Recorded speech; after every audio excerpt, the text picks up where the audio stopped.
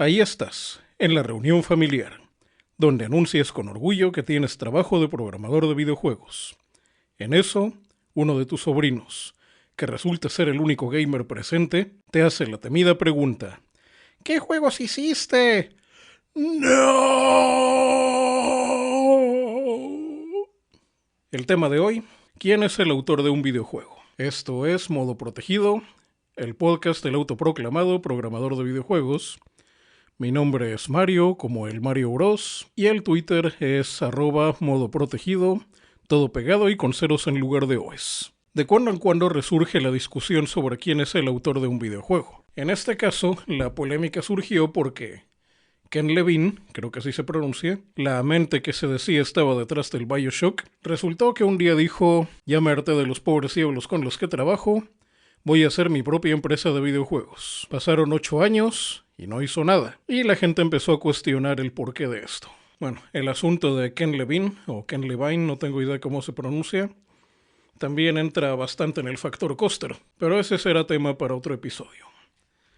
El asunto es que a raíz de esto hubo muchas discusiones sobre quién es el autor de un videojuego. Unos dicen que los videojuegos son demasiado grandes para que se considere que una sola persona los hizo. Otros consideran que es la empresa de videojuegos la que es dueña del juego. En parte eso puede ser cierto a nivel comercial, pero a nivel producción eso no es posible, porque al menos en México se considera que única y exclusivamente los seres humanos son capaces de crear, y por lo tanto son los únicos que les pueden recibir derechos de autor. Y hasta hay locos por ahí, de hecho es una teoría muy extendida entre ciertos intelectuales, de que los autores de las obras en realidad no existen, sino que solamente son un medio para plasmar algo que existe en la mente colectiva de las personas. Pero bueno, creo que necesito tener otros químicos internos para poder discutir esa teoría a fondo. El asunto y la triste realidad de esto de hacer videojuegos, al menos a nivel profesional, es, creo que fue Steve Jobs el que lo dijo: si tú no realizas tus sueños, alguien más te contratará para que realices los suyos. Pero bueno, eso es relativamente reciente. Ese concepto de tener miles de desarrolladores trabajando durante años para sacar un juego es algo relativamente reciente. En el caso de los videojuegos como por ejemplo el Ocarina of Time, fue famoso porque se tardaron 3 años en hacerlo desde cero. De ahí la famosa frase de Miyamoto de: a la gente se le olvida que un videojuego bueno tardó en salir, pero nunca olvida que un videojuego fue malo. De hecho, creo que muchos de ustedes ya ni siquiera recuerdan ese detalle de Ocarina of Time. Y bueno, conociendo a muchos indies, seguramente ni siquiera recuerdan ya Ocarina of Time. Pero ¿de dónde salió esa idea de que los videojuegos tienen un autor? Realmente, esa idea no salió de la nada. Hubo una época donde de verdad los videojuegos tenían un autor. De hecho, hay un pequeño webcómic creo que es el de Nerf Now, creo que es el autor, es un sudamericano, que pintaba cómo era hacer videojuegos en la década de los 80s. Ponen a un programador solitario en su casa. Bueno, lo pintan así como que tiene la idea de ser un monito tipo Mario Bros. Y agarra su computadora, se pone a programar y al final resulta que logra hacer su juego y el monito ya tiene vida. Luego dicen cómo es hacer videojuegos actualmente.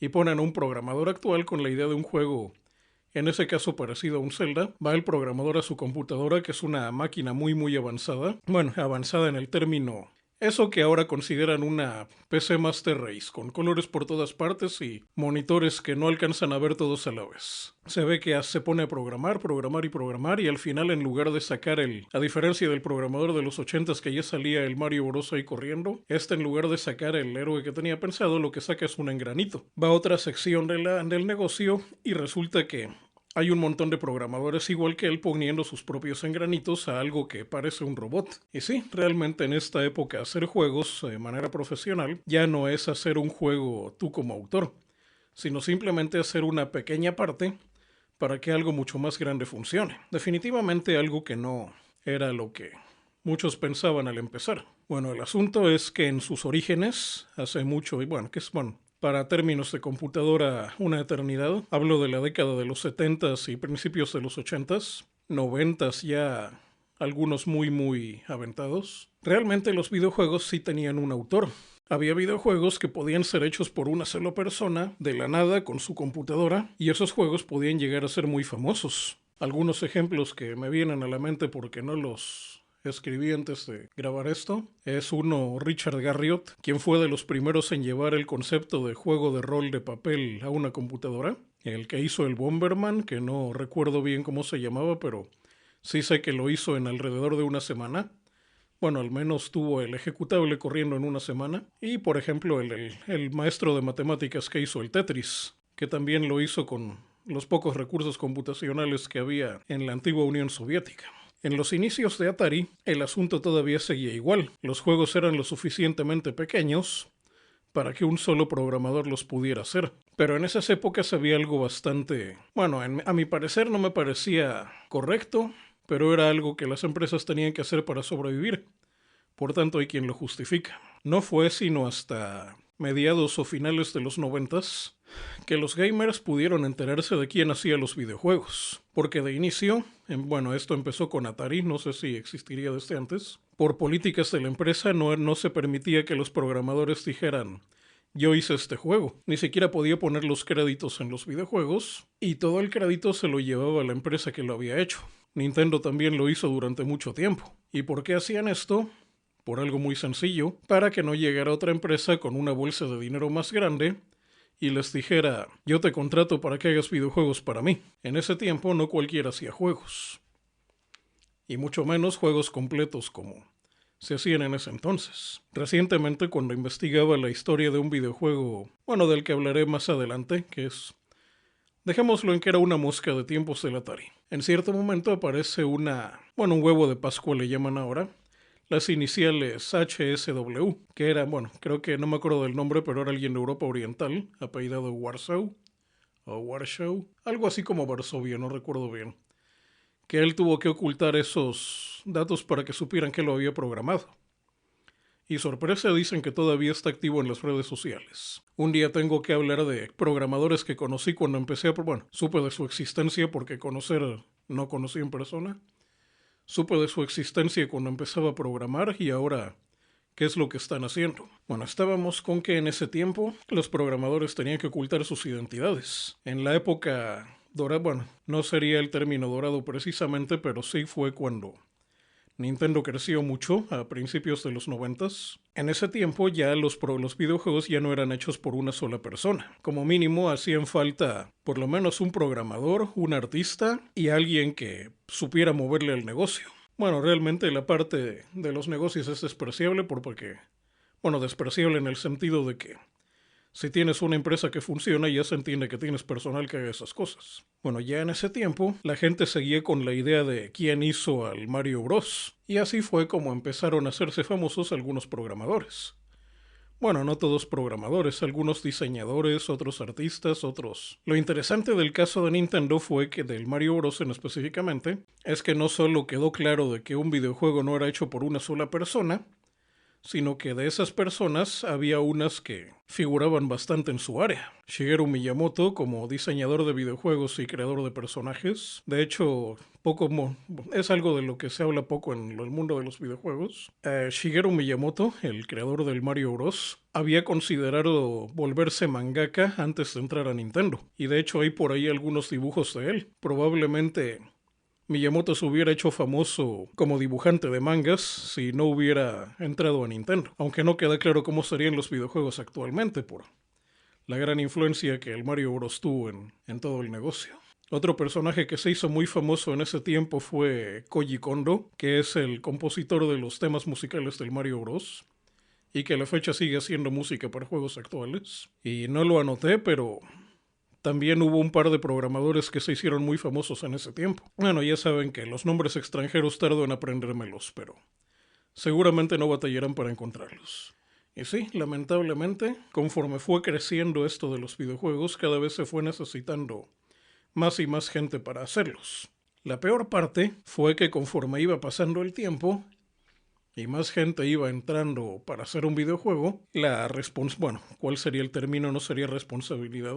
Llamémosle el protagonismo, fue diluyéndose. Pero no así el orgullo. Una cosa con la que me he peleado durante años es tener que aguantar a los desarrolladores que se dicen profesionales, que nada más porque hacen algo insignificante en un juego famoso ya se consideran grandes desarrolladores de juegos. Claro, eso hasta que empieza el crunch time, y cuando ya no los necesitan los echan a la calle. No sé exactamente a qué se debe. De hecho, probablemente alguien del público podría mencionármelo en los comentarios. Aquí en las notas tengo algo que no sé si debería de incluirlo en este episodio o darle su propio lugar. En Asia y en Europa, o para incluir a todos en Oriente y Occidente, se tienen conceptos muy diferentes sobre los autores y sus obras. Mientras los castillos de Europa pueden tener esculturas y pinturas de autores muy reconocidos, en países asiáticos, aunque puedan tener templos y palacios con estatuas igual de impresionantes, es muy raro que si uno le pregunta al guía de turistas quién hizo esa estatua o esa pintura, pueda decirle el nombre completo de algún artista. Casi siempre la respuesta es: estas estatuas las hicieron los monjes del pueblo, o el emperador ordenó construir este jardín. Pueden decirle algo así. Pero en ningún momento van a decir: esta estatua la construyó fulano de tal, y mucho menos van a encontrar alguna firma horrorosa arruinando el arte en sí. En Occidente es mucho más importante señalar quién fue el autor de algo. En Oriente no tanto, aunque a veces el trabajo es algo tan notorio que la gente empieza a investigar y así es como se van haciendo famosos. Eso no es ni bueno ni malo, pero sí nos hace entender de por qué en Occidente, sobre todo, tenemos la idea de: quiero conocer al autor de esa obra. Y bueno, muchos se decepcionan, ya hablé de eso en mis épocas de escritor. Cuando a mí me preguntan sobre esto de quién es el autor de un videojuego, o si alguien es capaz de hacer un juego por uno mismo, el ejemplo que yo les pongo es que hacer videojuegos es como la construcción. Alguien puede construir una casa pequeña con sus manos y en un tiempo razonable, digamos meses, o puede construir un rascacielos, pero para construir ese rascacielos, por mucho que tenga conocimiento de construcción y sepas todo sobre cómo se hacen, va a necesitar muchos pares de manos para poder construirlo.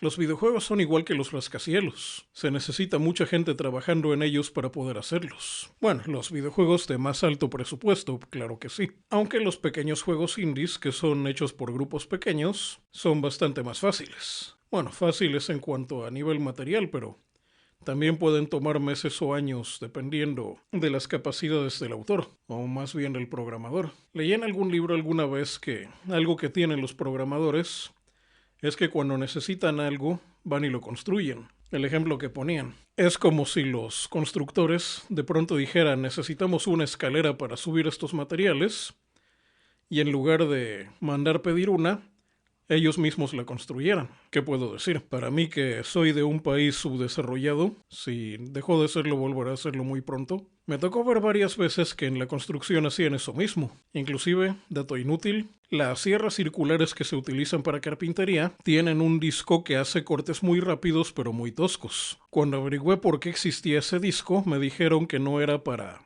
hacer los acabados de construcción, sino simplemente para hacer construcciones provisionales que no serían parte de la construcción final, como por ejemplo un andamio. Ya saben, en el primer mundo de donde viene la tecnología, las horas de trabajo son bastante más caras que las herramientas, y ya no digamos los servicios médicos en caso de emergencia.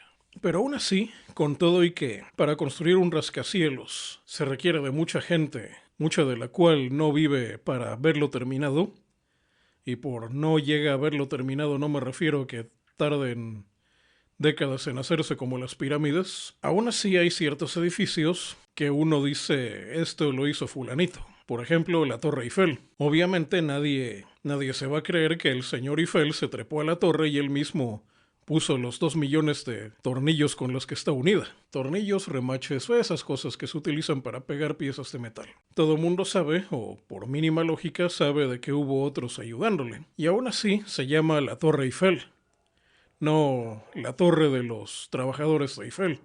Aquí también podría entrar con antiguas políticas ciertos discursos intelectuales económicos sobre qué tanto el trabajo es de quien lo hace y de quien lo dirige. Pero voy a dejar eso para otro episodio si es que algún día me da la gana hacerlo, porque tampoco es que valga la pena hablar mucho del tema. Entonces, ¿quién es el autor de un videojuego? ¿El que lo programa? ¿El que hace los assets? ¿El que compone la banda sonora? ¿El que lo vende? Bueno, algunos juegos se hacen famosos por alguna característica y si esa característica la hizo alguien, considero que ese es de los importantes que lo hicieron.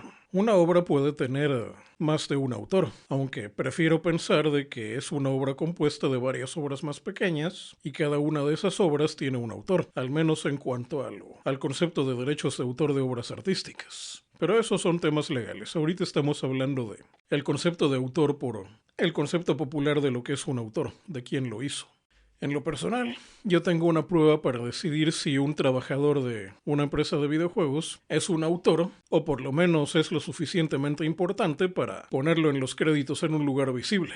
Y esa prueba es, si quieres saber si un desarrollador es importante, despídelo y contrata a otro que tenga sus mismas credenciales. Si el juego no sale o sale algo completamente diferente a lo que iba a salir, significa que ese era uno de los autores. Es la medida de qué tan reemplazable es alguien. Y sí, a pesar de lo que muchos desarrolladores modernos que están entrando y que ese cliché del indie que hace videojuegos narrativos con metáforas a la depresión, ya sabemos de qué ideas políticas tienen. Sí, a pesar de todas sus ideas políticas, no todos los desarrolladores son iguales. Si bien todos contribuyen en su parte del trabajo, unos son más sacrificables que otros. Reemplazables. Y eso es una verdad que nadie quiere aceptar, sobre todo esos que entran con tanta ilusión a una empresa de videojuegos y suben en sus redes sociales el pase para dejarlos entrar. Pase que a veces tiene códigos QR que alguien podría... Bueno, eso es una falla de seguridad bastante grande. No lo hagan, o por lo menos pónganle el dedo encima de esos códigos de seguridad. Más bien, veo un equipo de desarrollo de videojuegos como un ejército, y cada ejército tiene sus generales. O bueno, en términos de juegos de estrategia en tiempo real, tiene sus héroes o unidades que van ganando más experiencia. Y esos son los que van al frente de la batalla o al frente de los créditos. Ese que dices, quiero hacer un juego que tenga tal cosa y voy a buscar a alguien que haga lo que quiero. En ese sentido, hay ya es bastante antiguo el videojuego y no se vendió oficialmente fuera de Japón en su tiempo, pero una de las intros que más me gustaron en este sentido de los créditos fueron los primeros Final Fantasy, los de 8 bits. Sobre todo el 2 es el que lo pinta mejor. Cuando sale la intro, te narran rápidamente la historia, que nada tiene que ver con los juegos modernos, y a pequeños créditos. Así rápidamente porque necesitaría mucho espacio para grabación. Los dos créditos más importantes son el de que dice programado por Nasir. Nasir Gebeli fue un programador muy famoso de aquella época. Tal vez cuando junte información sobre él le haga un episodio en modo protegido. Decía programado por Nasir. Gráficas de Yoshitaka Amano. Bueno, las gráficas de los primeros Final Fantasy. Y según tengo entendido, todavía hay muchas ilustraciones famosas de Amano relacionadas con los videojuegos. Es cosa de una búsqueda en Google. Y había otros desarrolladores más que... Bueno, ya en esta época pueden ver la intro de aquellos Final Fantasy en YouTube. Y digo los de 8 bits porque lo que conocimos como el 2 de este lado del mundo fue el 4, que aquí lo vendieron como el 2. Pero bueno, eso ya lo saben si son fans del juego. En mi opinión, esa es la manera más justa de presentar a los autores de un videojuego. Un juego es demasiado grande para ser hecho por una sola persona, a menos que se trate de un juego muy reducido. Y en caso de juegos más grandes, algunos son lo suficientemente talentosos como para que su trabajo haga más distinguible el juego. Aunque a veces no hace falta que el nombre de un programador aparezca en los créditos, o a veces ni siquiera necesitamos saber que el juego tenga créditos. Sobre todo en el caso de los programadores, uno dice, este es otro juego, pero se siente igual que ese otro juego. Por ejemplo, el Command & Conquer era un juego de estrategia ya bastante antiguo, y el Dunas 2, dos juegos de estrategia en tiempo real de tiempos del DOS, tuvieron a un mismo programador, y la gente que jugó los dos juegos se dio cuenta de eso, a pesar de que técnicamente eran empresas que no tenían nada que ver una con otra. Otro caso un poco más reciente y que puede interesarle a algunos otakus del público. Hay un juego de peleas poco conocido basado en la serie de Castlevania. Sí, ese de los cazadores de vampiros. Es el juego de Castlevania Judgment que salió para Nintendo Wii y que es un juego de peleas que se juega más o menos como un Soul Calibur. Bueno, si entre quienes me escuchan hay fans de Death Note, les recomiendo que jueguen ese juego, o por lo menos que vean un gameplay en YouTube. ¿Por qué? Porque el diseñador de personajes de Death Note fue el mismo que hizo el diseño de personajes de ese juego. Lo gracioso es que casi copy-pasteó los personajes que ya tenían los nuevos. O sea, casi parecen los personajes de Death Note con las texturas de los personajes de Castlevania. Pero eso apenas que lo jueguen porque un podcast no es suficiente para decir todo eso. Sí, a veces es más, alguien que ni siquiera sepa el nombre del autor de Death Note, del diseñador de personajes de Death Note, va a jugar ese juego de Castlevania y va a decir, aquí participó este personaje. Bueno, aquí participó él. Pero bueno, ya estoy divagando. El asunto es que ya en este momento habría que comparar los videojuegos a nivel artístico más como el cine. Hablemos un poco de cine. ¿Por qué queremos ver una película? Hay gente que quiere ver una película porque en ella participa su actor o actriz favoritos, porque tiene un director de cine que ha hecho películas que le han gustado, por la historia, que eso es cada vez más raro, dado de las cochinadas que hacen con los guiones en Hollywood. Sí, ya sé, yo también me decepcioné cuando supe que había productos que tenían más de un escritor. Hay quien le interesa ver una película por los efectos especiales. Y en no pocas ocasiones porque la película está basada en algún otro producto. Bueno, los fanáticos de los videojuegos tenemos la mala experiencia que las películas basadas en videojuegos normalmente son una porquería. Bueno, opino que con los videojuegos debería pasar algo similar. El mismo juego del mismo género, en algún tiempo era diferente según quien lo hiciera. Y bueno, ya sabemos lo confuso que era para saber quién había hecho qué juego. Un recuerdo bloqueado, ¿no? De hecho es recuerdo relacionado con videojuegos. En la antigua revista Club Nintendo hubo un lector que mandó una sugerencia muy interesante en la revista. Dijo, oigan, ¿qué tal si cuando hablan de un videojuego, aunque sea corto, bueno, que hablen un poco del videojuego, digan también qué compañía lo hizo? Porque eso dice mucho de cómo es el juego. Y de hecho esta sugerencia la tomaron en serio, sobre todo en la página de los perdedores, para la gente que no compró esa revista o no sabe de lo que estoy hablando. En algunas revistas de Club Nintendo incluían un póster y el problema es que detrás del póster no sabían qué poner. No podían poner artículos porque la gente no quería luego poner el póster en la pared para no perderlos, y tampoco podían poner publicidad porque ninguno de los anunciantes quería ponerse ahí. Entonces crearon la página de los perdedores, que se llamaba Este mes llégale a, y era un pequeño anuncio de un montón de juegos insignificantes que en la inmensa mayoría de las veces eran malos, o era muy raro de que, bueno, realmente los juegos que valían la pena jugar les dedicaban artículos completos. Era casi seguro que si un videojuego aparecía en esa sección de Este mes llégale a y no le habían dedicado ningún reportaje especial, lo más seguro es que ese juego fuera una porquería. Bueno, en ese es donde más se notó que decían el nombre del juego, un screenshot y la descripción breve. Y al final decían quién lo había programado. Entonces ya sabíamos que, los videojugadores de aquella época, sabíamos que un run and gun, que es plataformas de tiros, si lo hacía Konami sería parecido a un Contra. Si era de Capcom, sería como un Mega Man. Entonces, sin mucha descripción, ya nos daba una idea de cómo sería el juego. Lo mismo no es lo mismo un videojuego de peleas de Capcom que uno de SNK. Ya con el tiempo fueron agarrando cada compañía sus identidades. Pero en ese tiempo era más que suficiente. Aunque había una excepción.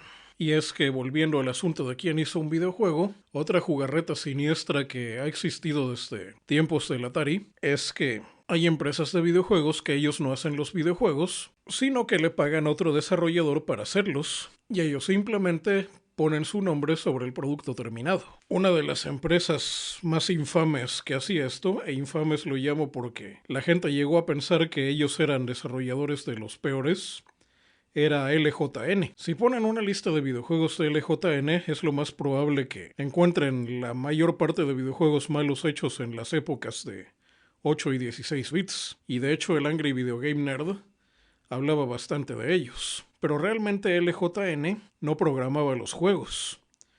Originalmente era una empresa de juguetes que un día dijo vamos a meterle dinero a los videojuegos y contrataba desarrolladores para hacerlos. De hecho, si les escarban van a encontrar que varias empresas que después se hicieron famosas le hicieron juegos a LJN, juegos malísimos en su tiempo. Bueno, pero eso es material para otro episodio. Pero hay una notable excepción.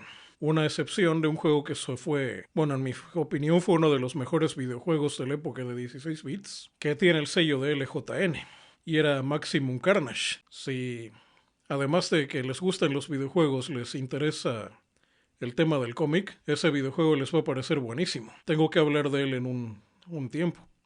Por cierto, en Twitter sigo a un programador que de un tiempo acá ha estado hablando mucho de cómo hizo ese juego. Voy a tener material para hacer un buen episodio. Ese juego en especial, aunque lo pagó LJN, fue desarrollado por Software Creations, que era una empresa británica. Pero bueno, eso es el asunto con quién hizo el juego. LJN fue famosa por sacar juegos malos, pero ellos no los hacían.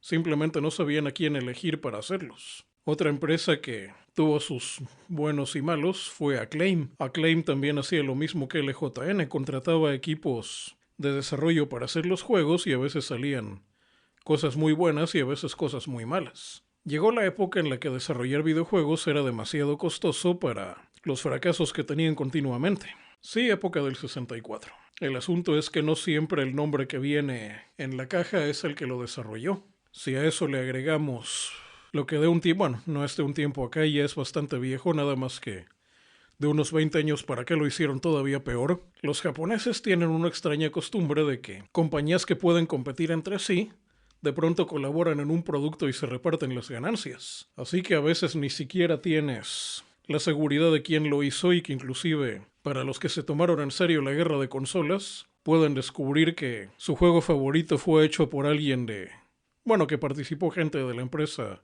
que tanto desprecia. Bueno, ya en otro episodio muy lejano hablé de que una cosa que no me gustó para nada de cómo los norteamericanos hacen los cómics es cómo algunos no tienen un autor definido y cada quien hace una parte de un todo que realmente carecen por completo de identidad. Por cierto, algo que creo que no mencioné en aquel viejo episodio y que es algo que me fastidia bastante de esto que llamamos empresas creativas. Gente que es contratada para hacer algún tipo de trabajo despreciable, de pronto se pone, ya saben que el término no es despreciable, sino reemplazable. La política es, si te echan a la calle y contratan a alguien con tus mismas credenciales, ¿le afecta al producto final? Si le afecta, eres importante. Si no le afecta, no, ni siquiera tienes por qué quitarle el tiempo a los que quieres fastidiar. Un ejemplo que, regresando a qué es lo que hace importante una obra moderna. En el caso de los videojuegos puede ser cual la historia, la programación, el arte, cosas separadas. Y algunas pueden rastrearse hasta un único autor. Un ejemplo que me tocó ver en aquella época era de un autor de cómic anónimo, lo mismo puede ser cualquiera que sepan que trabaja en eso, que sube una página de un cómic que hizo de Star Wars. Sube la página dibujada por él y salen como 10,000 likes, una cosa así muy grande de likes. Luego él mismo sube una página de un cómic propio, de autor que él hizo, y creo que nada más le dan 2 o 3 likes. Realmente a nadie le importaba ese dibujante. Simplemente la gente sabía que existía porque había dibujado para una revista estaba el nombre de Star Wars ahí, y ya sabemos que Star Wars ya en su tiempo fue George Lucas. Sí, también podemos decir toda la gente que tuvo algo que ver con él, pero esto no es un podcast de cine. Es el asunto en esta época. Gente que no es nadie y que ni siquiera tiene una idea propia que quiere llevar adelante, un día lo contratan para hacer alguna nimiedad en alguna empresa importante que hace proyectos famosos y ya nada más por asociación quiere que lo traten como el gran autor. Basura. ¿Saben? Realmente respeto más a autores independientes que dentro de sus limitaciones crean sus propias obras y las quieren dar a conocer con sus propios medios, que el trabajador de industrias creativas profesional y que cobra en dólares que me señalen. Bueno, hay contadas excepciones que tienen sus obras propias y que cuando la obra no se vende lo suficiente y necesitan dinero, ahí van a trabajar con alguna de las grandes. Pero realmente son pocos los que tienen una obra reconocida propia, aunque no necesariamente sea tan grande. Bueno, realmente se me está acabando el material para este episodio, así que vamos a acelerar un poco. Otro tema del que quiero tratar con esto de quién es el autor de un videojuego es algo que de un tiempo acá me está entristeciendo. Sobre todo con creativos, le vamos a poner, creativos muy jóvenes que quieren hacer sus videojuegos. A veces tienen una idea muy buena, y ya no digamos la idea, porque las ideas valen 10 centavos la docena si no están trabajadas. Estoy hablando de gente que ya trabajó su idea por lo menos en papel. Por ejemplo, si es un escritor que ya tiene una historia coherente con personajes bien diseñados, con argumento, principio y fin, y que tranquilamente podría escribir una novela decente con eso. Y sin embargo, todo ese talento creativo y literario se topa con piedra a la hora de darse cuenta de que no sabe programar. O peor aún, suponiendo que él quiera quedarse nada más como escritor, como el escritor del juego, no encuentra programadores competentes para llevar su idea a cabo. Lo mismo ocurre con... Bueno, de hecho, debería reservármelo porque, bueno, ya saben, la subtrama paralela de modo protegido y el final oculto. También hay gente interesada en... ¿qué demonios? No sé por dónde empezar. Los videojuegos están emparentados desde, bueno, debería decir desde su creación, pero realmente hubo un evento a principios de los 90 donde chocaron los universos y donde lamentablemente tenemos que vivir en una especie de realidades empalmadas. Los videojuegos tienen mucho que ver con la animación. Gente interesada en la animación, hacer dibujos animados, caricaturas, animes o como quieran llamarle donde vivan, esa gente tiene mucho que ver también con los videojuegos, aunque ellos no lo ven directamente, más que por el hecho de que necesitan computadoras, y muchas de las herramientas para crear animación también se utilizan para crear videojuegos. Donde sí es muy notorio es del lado de los videojuegos. Por muy buen programador que pueda ser, en mi caso, ya que realmente no lo soy, de nada me sirve toda mi hipotética capacidad de programación si no puedo hacer dibujo y animación decente. Bueno, ya saben, el asunto del paint procedural. Entonces, lamentablemente, tenemos que recurrir al gente de diseño y animación para hacer ese tipo de trabajos, cuando no tenemos que hacerlo uno mismo dentro de nuestros cerebros poco aptos para hacer animación. Tengo que hablar de esto alguna vez. Hay capacidades mentales que se excluyen unas a las otras.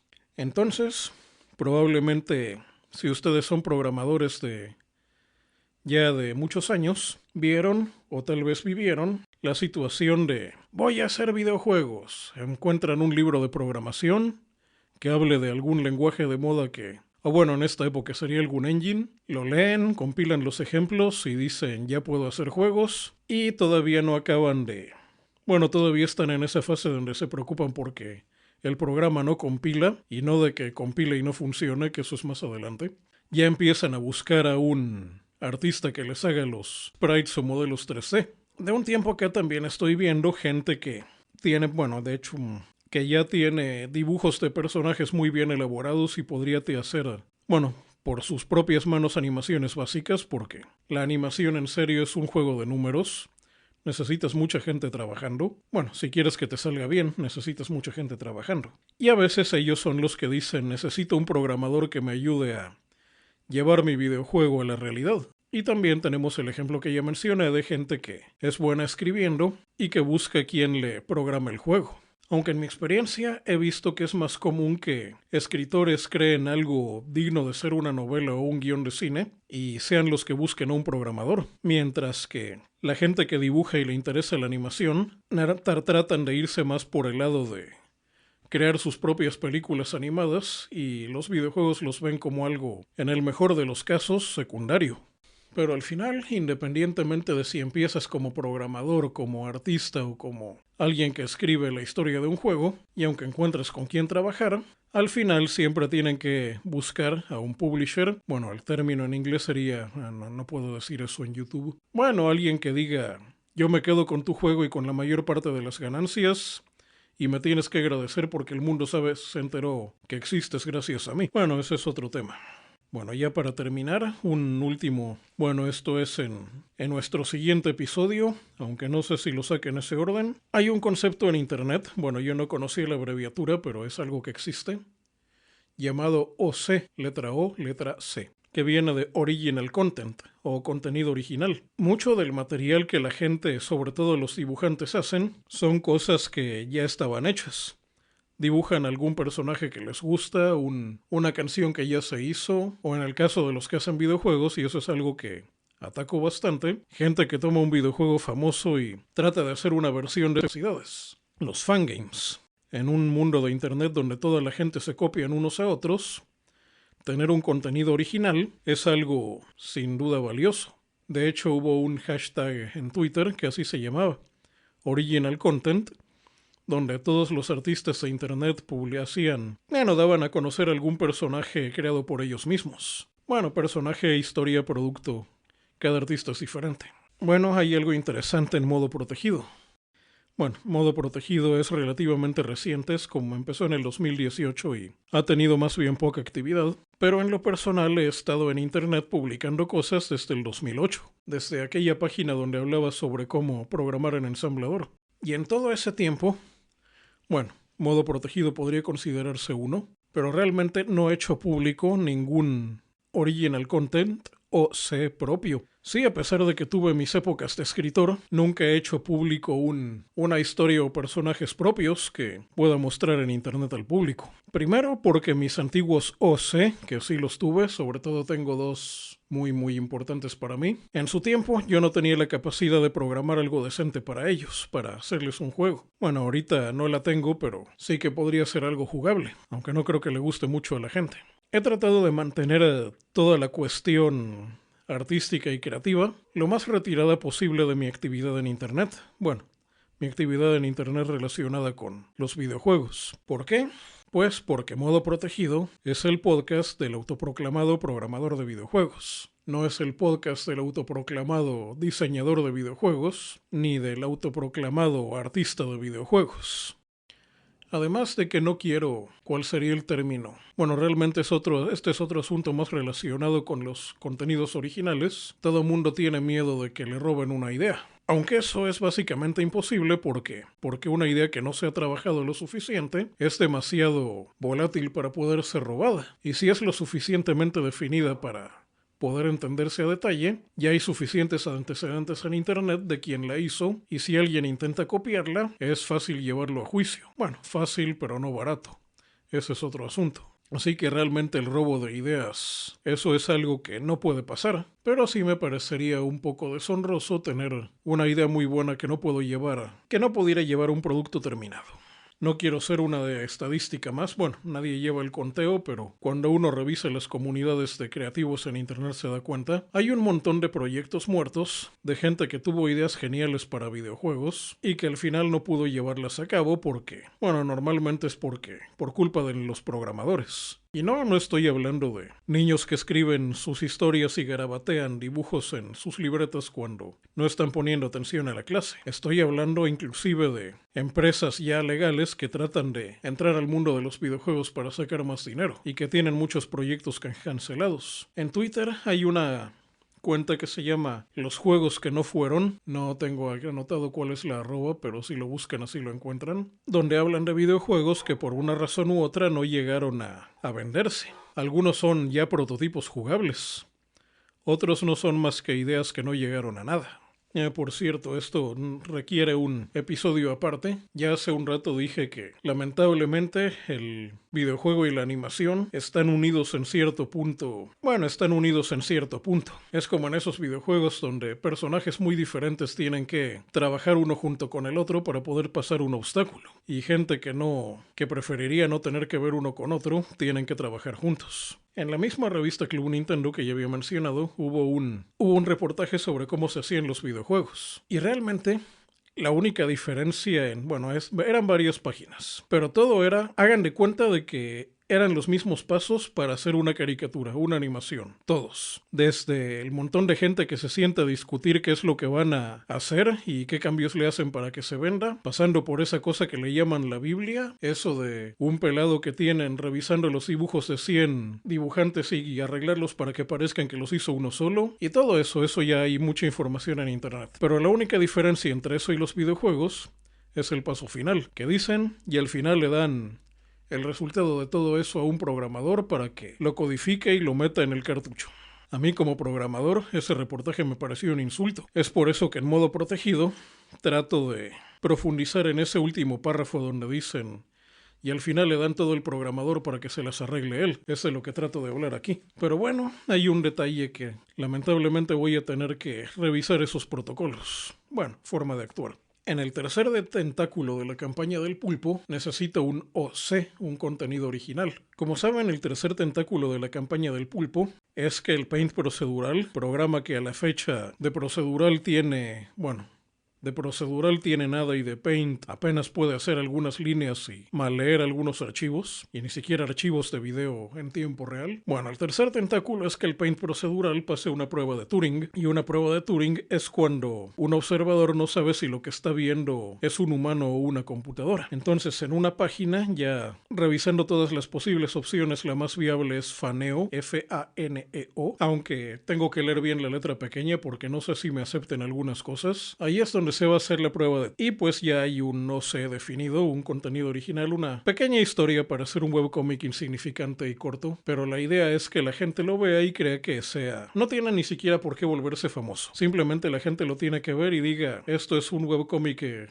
como cualquier otro. Si logro pasar eso sin que nadie diga esto no lo hizo un humano, la prueba de Turing tuvo éxito y ya podré pasar al cuarto tentáculo. Bueno, de entrada ya saben que la página Faneo existe y si son... daré un aviso cuando empiece la prueba. De entrada pueden irse familiarizando con esa página. O en otra en caso de que me entere de algo que tenga que cambiar. Bueno, ahí va a haber un OC, un contenido original de este conductor de modo protegido.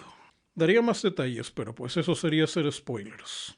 Bueno, ya para despedirme, que sigue, mencionar lo que podría ser un videojuego de autor. En mi opinión, poco se ha avanzado, con eso de que por alguna razón los videojuegos se están volviendo muy parecidos a ser animación y se están pareciendo en lo malo, no en lo bueno, y parece que la única ventaja, lo único que hemos podido avanzar desde tiempos de Walt Disney es que ya no estamos gastando tanto en tinta, utilizando las computadoras. A mi parecer, la animación sigue siendo un trabajo que requiere a demasiada gente haciendo tareas relativamente pequeñas. Bueno, hay que tomar en cuenta de que la producción de productos multimedia actual es mucho más grande que en décadas pasadas. Tal vez eso justifique todo el esfuerzo, pero ¿podría existir algo como un videojuego de autor? Alguien que tome herramientas modernas y que él solo o con un grupo pequeño haga lo que le dé la gana, y ya si la gente quiere jugar lo que bueno. Bueno, supongo que eso era lo que en un inicio fueron los indies, algo más cercano a lo que era el cine experimental. Pero bueno, llegaron los publishers y todo se fue al demonio.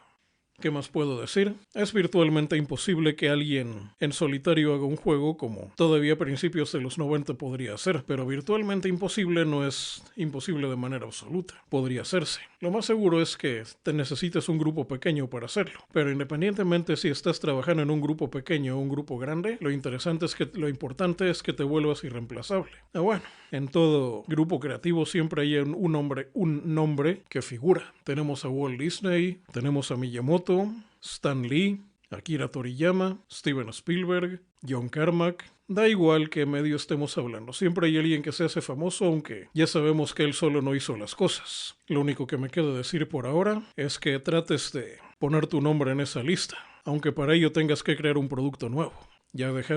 Había dejado como un mes sin grabar, así que aquí voy a terminar esto. Fin del episodio.